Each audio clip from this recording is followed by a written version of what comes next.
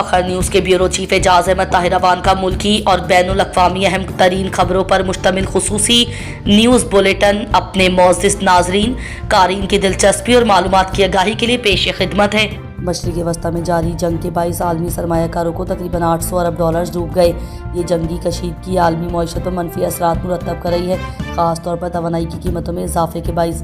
مشرقی وسطی میں جاری تنازع کے پہلے 2 ہفتوں میں تقریباً 63 ارب ڈالر کا معاشی نقصان ہوا ہے، اور اگر یہ تنازع مزید 1 ماہ جاری رہا تو نقصانات 150 ارب ڈالر یا خطے کی مجموعی داخلی پیداوار کے 3.7% تک پہنچ جائیں گے۔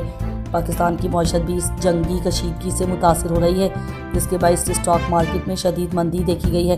100 انڈیکس میں 13,000 سے زائد پوائنٹس کی کمی ریکارڈ کی گئی ہے۔ بیورو چیف اعجاز احمد طاہر اوان پاکستان ہمیشہ سعودی عرب کے ساتھ شانہ بشانہ کھڑا رہے گا۔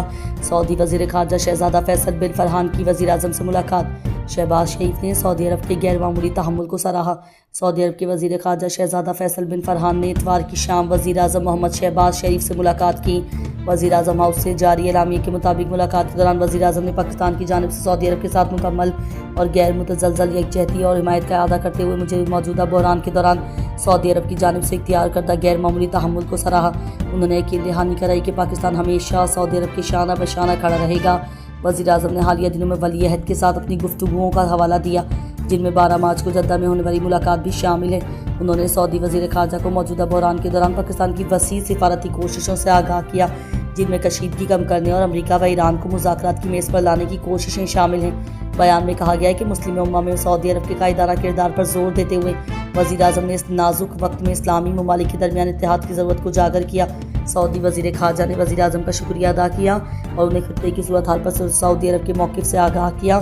پاکستان اور سعودی عرب نے خطے میں امن و استحکام کے لیے اپنی مشترکہ کوششوں اور قریبی رابطے کو جاری رکھنے پر اتفاق کیا۔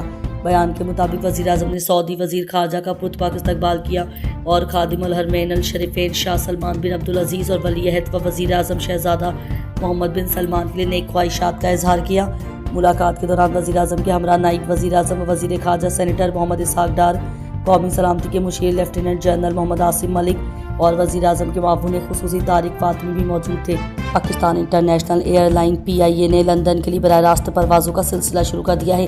یہ پروازیں 29 مارچ 2026 سے اسلام آباد سے اور 30 مارچ 2026 سے لاہور سے لندن ہیتھرو ایئرپورٹ کے لیے شروع ہوئی ہیں۔